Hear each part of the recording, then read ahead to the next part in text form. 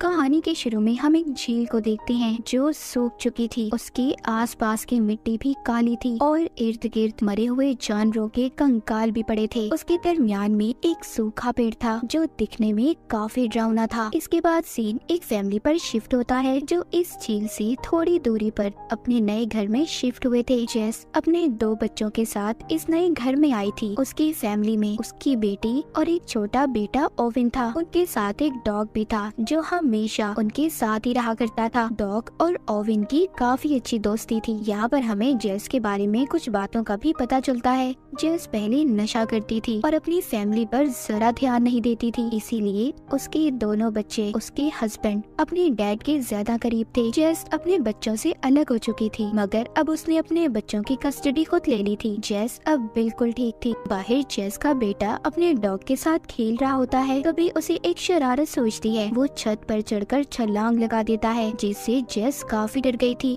वो अपने बेटे ओविन को मना करती है क्योंकि वो नहीं चाहती थी कि किसी भी लापरवाही की वजह से उसके बच्चे उससे अलग हो जाएं। ओविन जेस से अब माफी भी मांगता है। जब ये अंदर जा रहे थे तभी हम डॉग को देखते हैं जो खड़ा जंगल की तरफ देख रहा था। न जाने उसे क्या नजर आ रहा था। वो जोर जोर से भौंकता है पर इस बात पर कोई ध्यान नहीं देता। उसी दिन रात को जब ये सो रहे थे तब भी डॉग बैठा लगातार जंगल की तरफ देख रहा था जो काफी अजीब बात थी। पर तब भी जेस उस पर ध्यान नहीं देती और सोने चली जाती है। अगले दिन जेस अपने बच्चों को अपने हस्बैंड के घर छोड़ती है। तभी उसका हस्बैंड उसे एक एनवेलप देता है जिसको जेस नहीं खोलती और अपनी जॉब पर चली जाती है। जेस एक हॉस्पिटल में नर्स थी। वो जाकर अपनी दोस्त से मिलती है, फिर एक मरीज से जिसका दुनिया में कोई भी नहीं था और वो औरत जिंदा नहीं रहना चाहती थी। पर जेस उसको बहुत समझाती है, कहती है देखो मेरी बात मानो, जिंदगी बहुत कीमती है। जिसके बाद हम जेस के बच्चों को देखते हैं जो घर वापस आ गए थे और आकर मछलियाँ पकड़ने उसी झील के पास जाते हैं जो हमने कहानी के शुरू में देखी थी। पर जब दोनों उसकी ऐसी हालत देखते हैं तो परेशान हो जाते हैं क्योंकि वो झील सूख चुकी थी और डरावनी भी लग रही थी। पर तभी उधर उनका डॉग भागने लगता है और भागते भागते कीचड़ में फंस जाता है। ओविन और उसकी बहन दोनों उसकी मदद करते हैं। जब ये ऐसी हालत में घर जाते हैं जेस बहुत नाराज होती है। वो दोनों को डांटती है। जब ये रात को खाना खा रहे थे तो खाना ओविन को पसंद नहीं आता। जेस उसे कहती है बेटा प्लीज आज ये खा लो, कल मैं तुम्हें तुम्हारी पसंद का खाना दूंगी। अगली सुबह ये देखते हैं ओविन का डॉग जंगल की तरफ देखकर बहुत भौंक रहा था। इस बार तो भागकर वो जंगल में चला जाता है।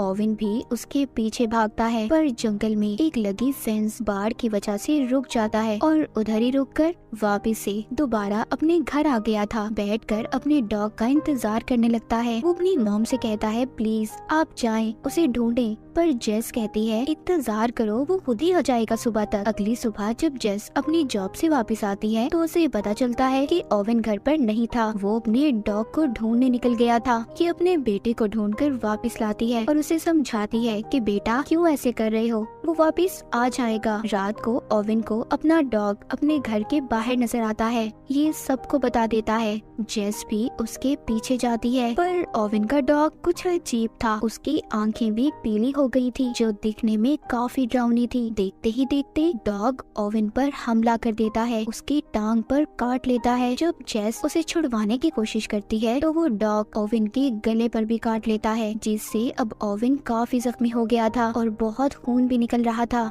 जेस उसको हॉस्पिटल लेकर जाती है। डॉक्टर उसका ऑपरेशन करते हैं। उधर जेस का हस्बैंड भी आ गया था जो उस पर बहुत गुस्सा करता है, बहुत चिल्लाता है, कहता है तुम्हारी वजह से ये सब कुछ हुआ है। जेस कहती है याद करो वो डॉग तुमने ही ओविन को दिया था। खैर ऑपरेशन के बाद ओविन की हालत बेहतर हो गई थी। उसको होश आ जाता है तो जेस उसको खाना खिलाती है पर ओविन को खाना पसंद नहीं आ रहा था। उसका जायका उसे अच्छा नहीं लग रहा था।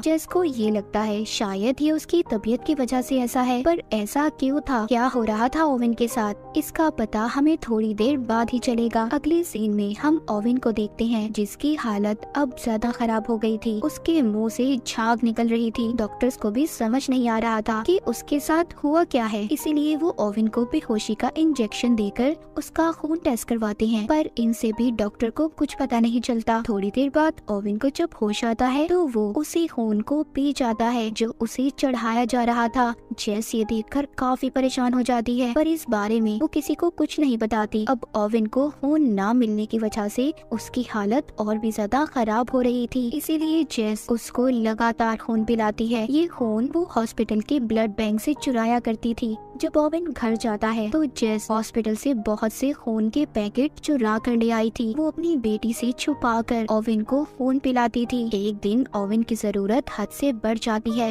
वो सारे के सारे पैकेट्स एक साथ ही पी जाता है। जेस जब ये देखती है काफी परेशान हो जाती है। उसे समझ नहीं आ रहा था कि आखिर उसके बेटे को हुआ क्या था। अब उसे हर जगह से खून मिलना भी बंद हो गया था, इसीलिए जेस अपने बेटे को जानवरों का खून पिलाना शुरू करती है। पर जानवर का खून पीते ही ओवेन की हालत खराब हो जाती है। जेस के पास कोई और रास्ता नहीं था, वो ओवेन को अपना ही खून निकालकर पिलाने लगती है। वक्त के साथ साथ ओवेन की खून पीने की चाहत अब बढ़ती जा रही थी, जिससे जेस बहुत परेशान थी। इसी वजह से उसने उसे स्कूल भेजना भी बंद कर दिया था। एक दिन जेस रिसर्च करती है कि आखिरकार उसके बेटे को कौन सा इन्फेक्शन हुआ है कि वो सिर्फ इंसानों का खून ही पीना चाहता है। पर जेस को इसका कोई जवाब नहीं मिलता। अपना खून पिला पिलाकर उसकी हालत भी अब अच्छी नहीं थी। जेस को किसी और इंसान की जरूरत थी जिसका खून वो अपने बेटे को पिला सकती। अगली सुबह उसका हस्बैंड बच्चा को लेने आता है। जेस इस बात से बहुत परेशान थी। वो एक बोतल में अपने बेटे को खून देती है, कहती है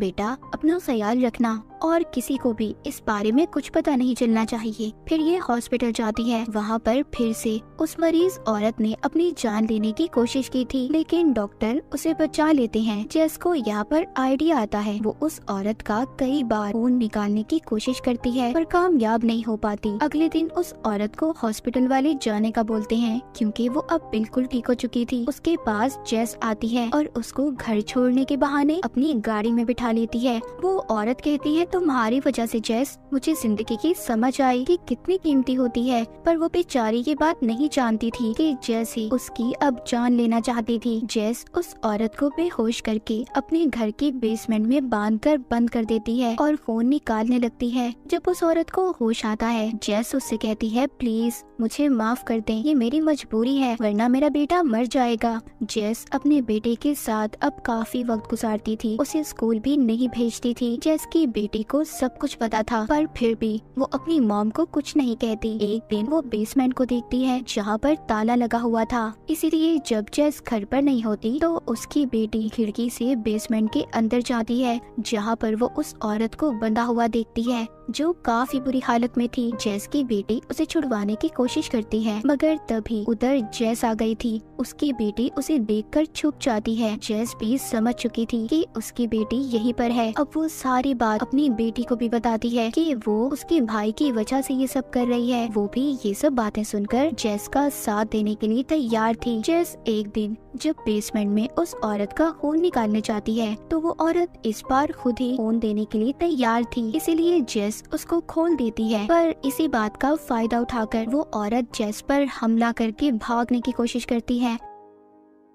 उसी वक्त पुलिस भी जेस के घर आ गई थी जो उसी औरत को ढूंढ रही थी जिसको जेस ने अगवा किया था। पर किसी तरह जेस उसको दोबारा से बेहोश करती है और फिर ऊपर जाकर पुलिस से बात करती है। अगली सुबह जेस के बच्चों को उसके हस्बैंड के घर जाना था। जेस अपनी बेटी को उसके भाई का ख्याल रखने का कहती है। वहाँ जाकर ओवेन अपने डैड की दूसरी बीवी को बड़े गौर से देख रहा था और उसका खून पीने का सोचता है, लेकिन उसकी बहन साइड पर ले जाकर उसको समझाती है और थोड़ा सा खून पीने के लिए देती है पर वो सारा खून ही पी गया था। ओवेन की बहन अब समझ चुकी थी कि ओवेन अब आहिस्ता आहिस्ता अपने ऊपर से कंट्रोल को खो रहा है। जब वो वापस आती है तो सारी बातें अपनी मॉम को बताती है पर जेस अपने बेटे को और खून देने की बात कर रही थी। फिर ये लोग घूमने जाते हैं। जेस जब अपने घर वापस आती है तो बेसमेंट का दरवाजा खुला हुआ था। वो औरत यहाँ से भाग चुकी थी जिसको जेस ने कैद किया हुआ था। वो भागकर जंगल की तरफ जा रही थी। उसके पीछे ओवेन भी जाता है। वो औरत तेजी से भागते हुए ध्यान नहीं देती और जंगल में लगी फेंस बाढ़ से उसका गला कट जाता है।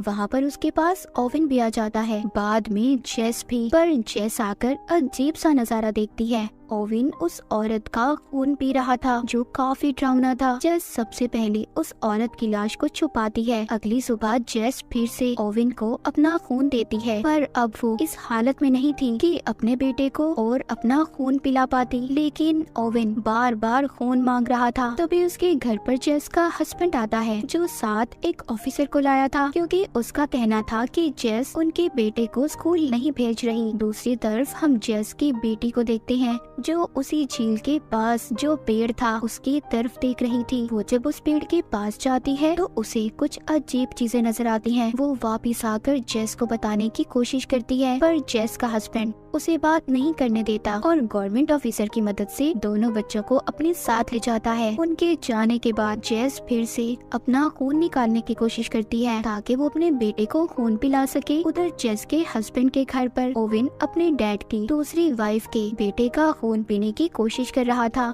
उसकी बहन आकर उसे रोकती है, जिसके बाद वो उसे उसी जंगल में ले जाती है। वो उसको बताती है कि मैंने उस सूखे पेड़ के अंदर कुछ देखा है। वो कहती है कि मैं उस पेड़ को जलाने वाली हूँ ताकि मैं तुम्हें बचा सकूं। पर ये बात सुनते ही ओवेन उस पर हमला कर देता है। ओवेन की आंखें भी उसके डॉग की तरह ही पीली हो गई थी। उसके चेहरे पर उसकी नसें नजर आ रही थी। ओवेन का ये रूप देखकर उसकी बहन डर जाती है और भागने की कोशिश करती है। दूसरी तरफ उनके डैड उन्हें ढूंढते हुए जेस के पास जाते हैं। उन्हें लग रहा था कि शायद उनके बच्चे जेस के पास हों, जबकि वो वहाँ पर नहीं थे। जेस भी अपने बच्चों के बारे में सुनकर काफी डर जाती है। तभी उसे याद आता है कि उसकी बेटी ने उसे सूखे पेड़ के बारे में बताया था। ये फौरन वहाँ पर जाती है। वहाँ जाकर तो अजीब ही नजारा था। देखती है कि ओवेन बिल्कुल भी अपने कंट्रोल में नहीं था। वो अपनी ही बहन का खून पीने की कोशिश कर रहा था। जेस आकर ओवेन को समझाती है, पर उसकी बेटी कहती है, मॉम ये हमारा ओवेन नहीं है। ओवेन बिल्कुल एक शैतान में बदल चुका था। जेस उसको वहीं उसी मिट्टी में दबाकर मार देती है। ये काफी दुखी सीन था। जिस बेटे के लिए जेस इतना कुछ कर रही थी अब उसे ही मारना पड़ता है। ओवेन मर चुका था। जेस अपनी बेटी को कहती है कि इस बारे में वो किसी को कुछ नहीं बताए। सबको ओवेन की मौत का हादसा बताती है, पर उसके बेटे की मौत की वजह से उसकी बेटी की कस्टडी भी उससे छीन ली गई थी। जाते हुए उसकी बेटी कहती है, जो कुछ भी किया बिल्कुल ठीक किया मॉम आपने। जेस को देखते हैं जो उस पेड़ को आग लगा देती है और फिर एक डॉग के साथ ऐसे खेलती है जैसे ओवेन अपने डॉग के साथ खेलता था। वो डॉग भी खेलते खेलते जंगल की तरफ देखकर भौंकने लगता है। अगर बात करें उस पेड़ की तो उसमें कोई ऐसा क्रिएचर था जिसने पहले ओवेन के डॉग के अंदर वायरस को डाला और डॉग के काटने से ओवेन के अंदर वो वायरस गया। पर इन सब में जेस ने अपने बच्चों को खो दिया था। जेस ने भी जो उस औरत के साथ किया वो गलत था, पर एक माँ होने की वजह से वो तो बस अपने बेटे को बचाना चाहती थी, जिसको आखिर में उसे खुद ही मारना पड़ा सबको बचाने के लिए। और इसी सैड एंडिंग के साथ ये कहानी यहीं पर खत्म हो जाती है।